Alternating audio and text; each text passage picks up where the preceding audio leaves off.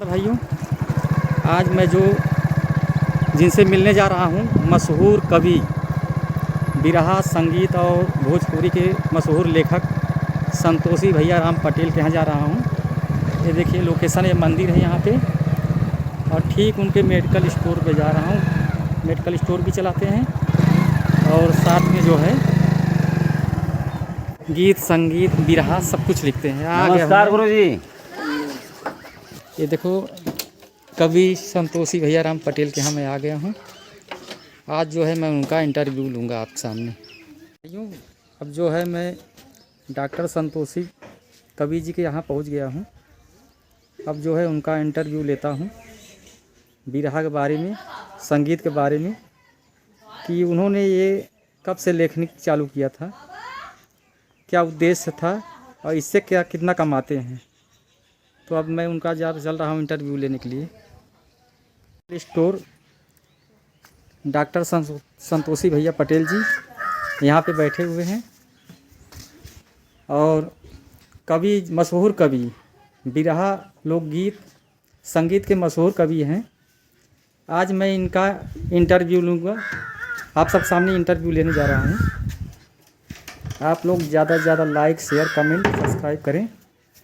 अच्छे अच्छे बिरहा, अच्छे अच्छे संगीत लिखे हैं दोस्तों, नाम को मोहताज नहीं है। इनका नाम अपने आप में खुद विख्यात है। ये इनका लोकेशन है, डिहौटा ग्राम सभा है, और यहीं पे मेडिकल स्टोर चलाते हैं। अगल बगल पागल लड़की कुछ आई है। और ग्राम सभा इनका जो है हकीमपुर गांव चकहौदा पड़ता है, हटिया प्रयागराज के धरती से हैं। चलो हम इनका इंटरव्यू आज लेते हैं। बताइए यार। डॉक्टर साहब नमस्कार। नमस्कार।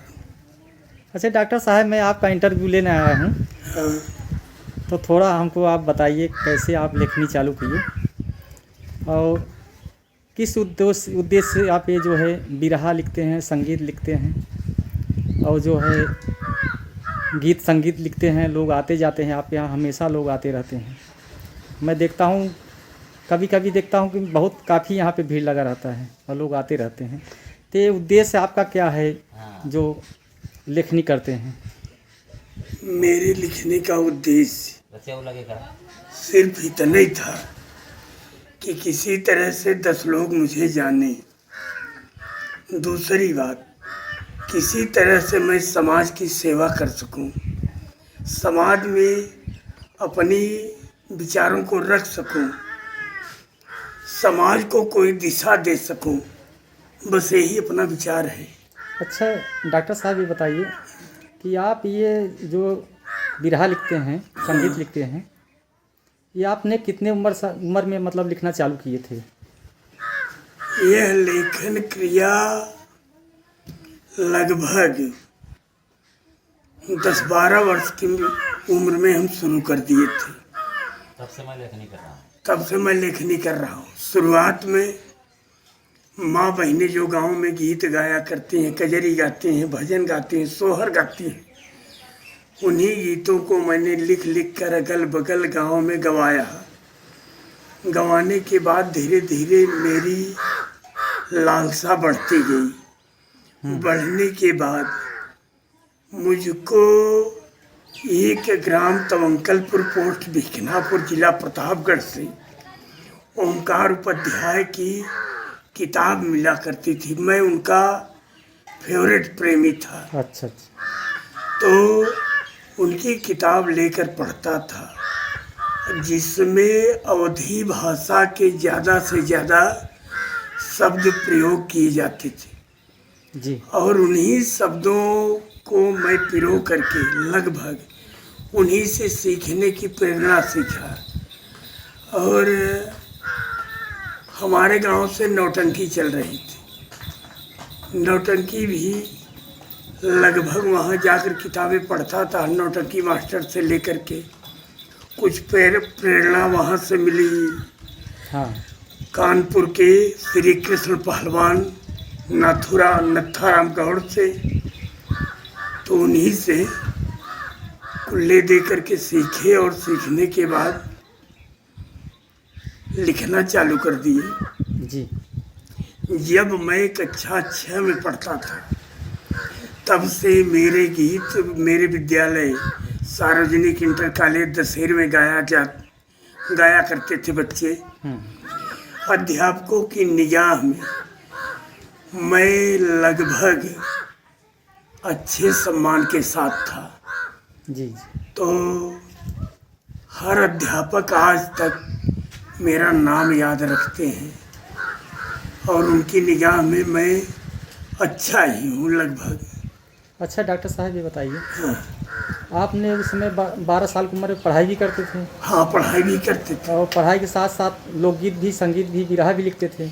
ये तो दिमाग की चीज़ हाँ, है। लेकिन अच्छा आपके घर में जैसे माता पिता इसका विरोध तो नहीं करते थे? मेरे माता पिता, मेरे पिता बिल्कुल निरक्षर थे, पढ़े लिखे नहीं थे। हाँ। लेकिन मेरी माँ लगभग पूरे गांव में शादी विवाह के मौके पर बुलाई जाती थी गाने के लिए। हाँ। और गाने के बाद हो सकता है माँ की प्रेरणा मुझे सर्वोत्तम मिली और उसी से मैंने गाना लिखना चालू किया। जिसकी माँ इतना अच्छा गाना गाती हो कि पूरे गांव में बुलाई जाए, ना सही है। उसका बेटा क्यों नहीं भला लिख सकता। अच्छा डॉक्टर साहब ये बताइए, आप जो है किन किन विधाओं के गीत लिखते हैं? विधाओं के विधा तो लगभग मैं हर विधा पर लेता। नाटक, नौटंकी, बिरहा, पचरा, पवारा, देवी गीत सब कुछ लिख लेता हूँ। मेरे लिए कोई अड़चन नहीं है और कोई भी गीत मेरे लिए ज़्यादा से ज़्यादा 15 मिनट में एक गीत तैयार हो जाता है। अच्छा डॉक्टर साहब ये बताइए, आप इस गीत लेखन के पीछे आपका क्या उद्देश्य था? उद्देश्य तो हम पहले बता चुके हैं। केवल हमारा नाम हो, 4 लोग हमको जाने। अच्छा। कमाई का कोई ऐसा मतलब नहीं था। मालिक ने बहुत कुछ दिया है घर पर कमाने खाने के लिए। तो मेडिकल स्टोर चलाते थे। अगर किसी ने कोई शिष्य पैसा दे दिया तो भी वाह वाह, नहीं दिया तो भी वाह वाह। सन 1978 में हम हाई स्कूल की परीक्षा देने जा रहे थे। तो पहली संगीत मैंने अभागा लड़का उर्फ सावन की हरियाली लिखकर मुकुंदलाल नौटंकी मास्टर से खिलवा करके तब परीक्षा देने गया हूँ। और नंबर भी लगभग अच्छा मिला, ऐसी बात नहीं है। अच्छा। तो मुकुंद उसी से मैं ज़्यादा प्रसिद्ध हुआ हूँ, नौटंकी से। फिर इसके बाद आज का हमारा वो सिलसिला है कि पूरे पूर्वांचल में अब तो संगीत नहीं लिखता, लेकिन लगभग जितने नौटंकी वाले हैं मुझे सब जानते हैं और पुरानी से पुरानी संगीत आज खेल रहे हैं। जी। हाँ, बिरहा तो मैंने सन 97 से चालू किया। 1997 से। तो बिरहा में भी मुझे मजा मिला। छोटे छोटे गीत एल्बम के इतने मान लीजिए कि जितने लोग शिष्य आते हैं जिस विधा का हो मैं उसको लिख करके 15 मिनट में दे देता हूँ। बल्कि संगीत लिखने में टाइम लगता है। 10-12 पात्रों को मिला करके पूरी रात दौड़ाना होता है। दौड़ाते दौड़ाते सुबह रिजल्ट सही देना होता है। नौटंकी का पीछा अब छोड़ चुका हूँ। मुझे आनंद मिला है बिरहा में। हाँ, एल्बम में इतने मान लीजिए कम से कम 30-35 बढ़िया गायक हैं। चेले हमारे शिष्य हैं जो और रोज यहाँ आया जाया करते हैं कोई न कोई। जी। हमको भी मालूम पड़ा कि वहाँ पे हमेशा आते रहते हैं आपके पास में। हाँ, करीब। अच्छा डॉक्टर साहब, मेरा एक अंतिम सवाल आपसे है। हाँ बोलिए। कि आप जो है लेखनी करते ही हैं। हाँ। इससे कुछ आपका कमाई हो जाता है कि नहीं? कमाई देखिए, मैं उतने का मोहताज नहीं हूँ। जी। जितना प्यार मिलता है।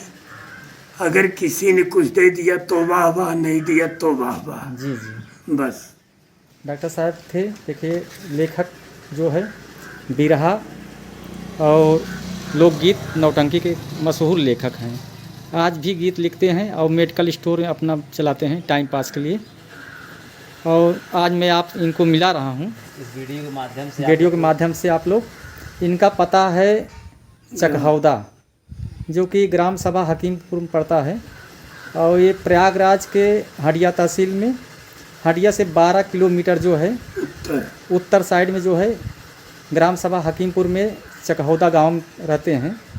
और इनका मेडिकल स्टोर जो है डिहौटा ग्राम सभा है ना भाई, हाँ, डिहौटा ग्राम सभा में है। तो आप इनसे मुलाकात करना चाहते हैं तो आप मिल सकते हैं। गीत संगीत जैसे कुछ भी लिखवाना चाहते हैं, बिरहा उरहा। हाँ, एक चीज है, हाँ आज के जो लेखक हैं, जी जी, कवि हैं, उनके शब्दों में अश्लीलता का ज़्यादा मतलब ज्यादा प्रभुत्व है, देखने को मिल रहा है। जी जी लेकिन ऐसा करना समाज को नंगा कर देना है। जी जी तो हमारे में अश्लीलता तो नहीं है, जी, हर चीज छुपा कर लिखी जाती है नहीं सही बात।